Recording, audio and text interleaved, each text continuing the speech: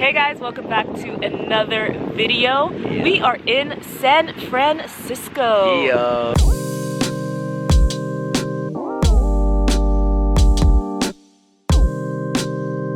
Check that out. That's the fun fact, Full House houses. Everyone knows Full House, I don't have to explain it, right? I'm gonna put in a little clip here so you can see. So we're here for a client and we thought it would be a good time because we're gonna miss a video this week because we're not at home or in our city. So we decided we're gonna do a little Q&A and answer some social media questions. So I think the first thing we're gonna do is get some food. Yes. Head to our office in Spaces, which is here, and we'll get answering some questions. Yeah. See you in a sec.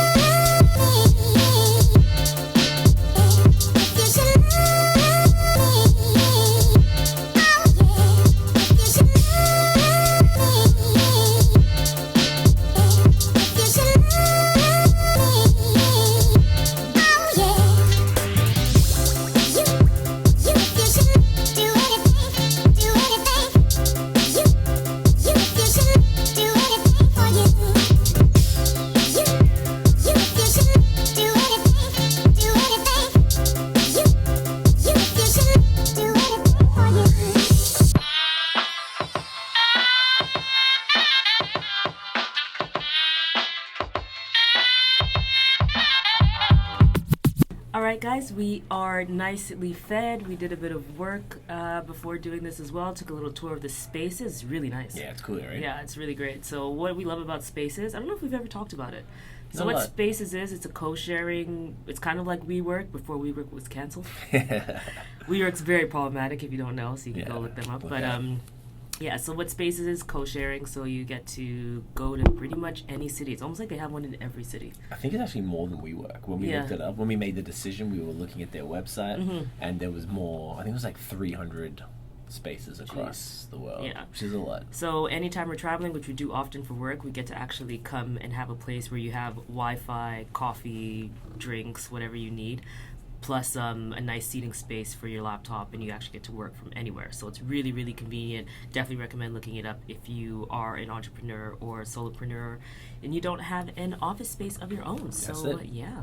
Okay, so we've compiled a few questions that we've gotten from you guys over the last couple weeks since our last video, which you can check out here. Yes. That was our first round of which I actually like enjoying, like the Q&A? Kind of sometimes just adding the Q&As all in one bundle, I guess, or one video. It's a cool way to do it. Sometimes they're not in like depth they enough don't need to be in depth for a whole video. 10-minute video or something. So So on that note, if any of you guys have any questions you'd like to see us answer, whether it's something that we could do one video about or like this video have multiple questions, drop them in the comments, shoot us a DM, shoot us an email, all the information's down below. Exactly. Let's get started. All right, the first question here is, what social media management tools do you use or recommend? Answer to the first part of that question, the social media management tool we use is Sprout Social. Now that's more of a higher end tool, I guess. It is pay to play only. There is no free tier of Sprout. We use it because it has robust in-depth reporting. It allows us to have multiple client groups, so we can have all the accounts attached for each different client. It's very easy to flick between them, and then go, if you're going to schedule, you can schedule all from the same calendar, which I quite like. My personal favorite function that we talk about, I don't know if we've talked about it. We've talked about it. We have, is the auto scheduler as far as time. We talked about it in when is the best time to post video. Oh, of course we will. So we'll put that here as well. Yes. So that's still my favorite function. I literally use that every single time I'm scheduling. It just chooses the exact time to post, the exact best time to post when most of your audience is not only just online, but likely to engage based on actual data from your accounts. Yeah. I don't know if you've got anything else to add about Sprout. In case anyone's wondering what the benefit of using a social media management tool is, we actually did a video on how to schedule 1 week of content in 1 hour, which we're going to put here as well and put in the description. But why it's so great to have a social media management tool is because you can actually just sit in one setting. It's all about batching, really, when you want to be efficient. So what these social media management tools allow you to do is sit down, batch content, and actually once you've created, just sit and write them all out and distribute it for as long as you need, basically. So with a lot of, I don't even know if Sprout has an ending. But it could be 100 days, maybe. You're allowed to schedule out to 100 days. I don't even know. We've never even pushed it that far before. I swear Buffer was like 100 days. It sounds So- familiar. Hootsuite was Yeah. actually, I think, 90. There you go. So Yeah. what's great about it is you can sit down in one session and actually schedule out all of your content, write your captions, add the images and videos, and have them distributed. That's why we use them. We always use this method for every client, and that's what allows us to manage so many accounts at one time, including customer management, like all the questions and comments that come in. You're able to do that straight from the platform. So if you don't want to just do it from the app, you can actually sit all in that software and do it from there. So we really, really love it. Like Yeah. it's how our business runs. It wouldn't be possible without it. And it's just great because it's kind of like a set it and forget it in the distribution side of things. So you can Yes. just focus on engagement. So I love that part. Yeah. I really don't want to have to think about it. I personally it kind of frustrates me if I'm sort of having to always worry about scheduling. I love Yeah. having things scheduled. I like 2 to 3 weeks at a time. There you go. Any more, it becomes too far out, and any Mhm. less, it becomes like you have to keep worrying about it. So I feel comfortable. Then I just drill down on engagement and, like you said, customer relations and just making sure we're responding to everything. Exactly. It's great. That's what we use. The second part of the question was, what tools do we recommend? Yeah, I love Planoly. I've talked about it in our favorite tools video, and I think I also talked about it in that The content, scheduling in that content. same content video that we just mentioned before. Planoly is great because it's a visual planner, and so it's fantastic for Instagram. So not only Yeah. are you getting that distribution out there and being able to schedule, but you can also get a preview of what your entire grid is going to look like. So for every client, I still actually put everything in Planoly before we put it into Sprout Social. Yeah. Which Sprout, if you could just add that feature, would Yeah, be please. very convenient. Yeah. But that's fine. Getting close. Yeah, getting close. There's Yeah. nothing that's like perfect. We Yeah. have to keep using different tools. In the optimal world, there'd be one tool. Yeah, of and course it that's did everything. Yeah, it. But yeah. there's like I think Sprout are working on it. Every time we sort of message them and ask them a question or on the live chat, they're usually like, yeah, we're working on it, or Yeah. they put the idea into their bank Exactly. and stuff. So that's one. That's really great for Instagram first strategy, which Yes. a lot of people have. So if that's really your main focus, Planoly is fantastic for that, and it's $9 a month as opposed to Sprout, which starts at $99 a month. US. US. US. I think Planoly might be $9 to $15, something that's not too bad. Yeah, it's reasonable. Yeah. And the other one is Buffer. Yeah. That's probably the best, still to this day, free tool for scheduling. Yeah, they've scaled back on all the things you can do with the free version, but I Yeah. think you can get up to like 10 days out in scheduling with their free option. And I think some of the actual functions, just like with Sprout, even though there's different pricing tiers with Sprout, they offer you different stuff. Same with Buffer too, I believe. Yeah. Right? Yeah.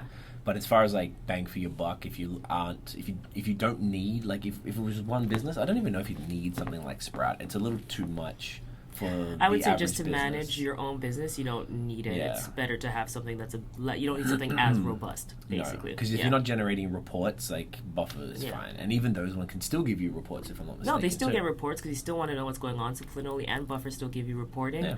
but it's just not as intense as you probably need just for yourself. We actually have to account and like show our clients what we're doing in a robust fashion. So that's why we use Sprout. Yep, Yeah. exactly.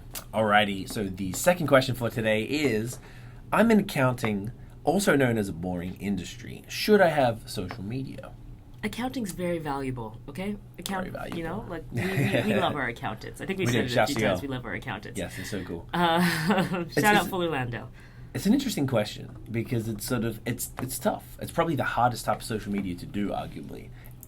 Industries that are typically not visually inclined, such as just an office, so, like doctors, dentists, accounting. A lot of professional businesses might not really know how to translate what they do to social media. Yeah. So, I mean, clearly the answer is yes. It's yes, you You're should gonna be need using to do social it. media, and every platform's different. We've actually done a video on which someone asked us a longer Q&A, and we did a Really? video on it, and I think it was which social media platform is best for my business or something. I'll put it there. I don't yeah, I remember the remember that, exact yeah. name. But no matter what, every platform has their own varying benefits to each business and is a bit more tailored to a certain type of business. But Yeah. every business should be on social media. There's no question about it. There are definite lead generation and brand awareness opportunities there. Some just, are weighted more than others. Even for the accountant, an accountant can be on Instagram. Of course. Without question. So, like, you don't need to be taking pictures of notebooks of numbers or whatever of your screen. Like, there are ways to highlight your employees so you can do cool videos and tips. Tips would be huge. Tips would be really What good. we're doing right now in terms of giving social media tips is the exact same thing an accountant could do for giving, like, accounting tips. Oh, yeah, they should be And on it'd YouTube. super valuable. So For YouTube sure. would be something that you can also have bite-sized videos that would be in feed on Instagram, or you Yep. could do IGTVs that are just like common topics and questions that people have, so you become a thought leader and they look to you for content. content. Yep. I think it's a lot to do with knowing where your audience is, same as anything. If you are an accountant, you know that most of your clientele are on Facebook, for example, then make sure you have a Facebook presence. Yeah. It's still worth giving them all a try because you probably don't know unless you give it a crack. But if you see one working more than the other, then double down on that. But you can still, all the content works for everything. Like you said, if you do the bite-sized video, you can post them natively everywhere. Yeah, exactly. Yeah. Just injecting some personality. They call it boring industries, I guess, because they're typically devoid of personality. Because you go into an accountant's office, it's pretty or a cut and dentist dry. or a doctor, and it's very dry, but it doesn't mean the have to people be are that way. Exactly, and you just got to translate the personalities of the staff, and the staff are what make the business anyway, and translate that through social via various visual methods, whether it's like graphics where you could do tips, or videos where you could do tips. Or I would lean on heavy into the employees and into the staff, and really showcasing the personality and expertise of everybody. I think there's definitely room to be fun there. Yeah. So don't front. So yes. All right, last question is, what are your favorite Instagram hacks? Well, thank you for asking, because we actually have already filmed an Instagram hacks video. You can check it out. There's actually one of our most popular videos. It killed it, and I can see why, because Instagram hacks are fun. It's like cool ways to be creative and interesting, and I always love finding stuff. Like we always, as soon as we find something, try to test it out and try to share the information. We haven't filmed a video on this. It's great that you asked, actually, because we were going to film a video on this, and I'll just share it here instead. So my favorite Instagram hack, without question, it's an Instagram stories hack they don't want you to know about. They're not telling you about it. DJ Khaled. Right? And basically what it is, so you know that you can, with your Instagram stories, you can add a background. Generally, if you share something to Instagram stories, if someone has tagged you in a post and you want to share that to Instagram stories, or you even just try to share another post into Instagram stories, it does this auto gradient that is pulling colors from the background. But instead of using that, we've already told you about the hack where you can actually just go and take any color you want, for example, and fill the background by tapping and pressing hold, like you just saw me do there. Ooh, bonus hack. That's a bonus hack if you did not watch our Instagram hacks video, which you should. So that's one. But the real tea, the real one that they don't want you to know about is that you can actually take your preferred background so for example, this client that we have, they have a design that we're using. So we created that and kind of implemented that into a branded background. If you have an image and you bring it into Photoshop and cut a little square into the PNG file that makes it transparent, you can actually copy that. What you're going to see me do here. Instagram is going to know that you just copied a sticker, and you can actually create a background. Oops, there you go. Yeah. And pull it right out by tapping it. Look at that. That is like game changer, okay? That is like real. We're keeping that one up the sleeve for a bit. That's the money one. That's the money one. And I love it because then you just get like these full branded backgrounds for everything that you're having. So if you look at this client, everything that we're doing and sharing from them is a gorgeous background. It's just another way to enhance your branding and keep your branding consistent in stories. And stories is the number one. Everybody's got to be on it. So that's an Instagram story hack that most people don't know about. Definitely recommend doing that to keep your stories consistent. I love it. It looks great. And people always ask us all the time, but they ask our client, and we're not. It's weird because it's not like the agency.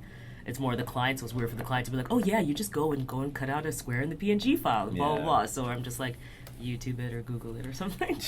But yeah, that's our favorite. Is that basically the same for you, right? Yeah, I think that's like the one because not a lot of people are doing it now. So thank us later. Everybody's going to be asking you how you do I use it. it all the time for the clients that I take care of, and it's like I feel like it keeps the stories so consistent because there's always different color backgrounds. It just starts to look a little sloppy. Yeah. And this one way gives us control over it, and I can either share it and just share the image and make it fit or the story. Yeah. Or I could put little GIFs or write something if I wanted to, but otherwise it's branded, brand colors. Exactly. I love it. It's my favorite for sure.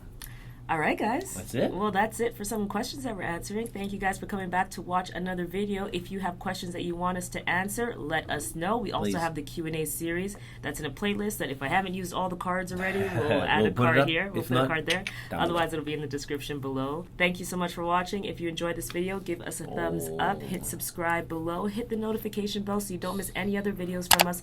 Follow us everywhere at High Season Co. on social media. And you can check out our blog post at highseasonco.com/blog. Until next time, guys. Peace.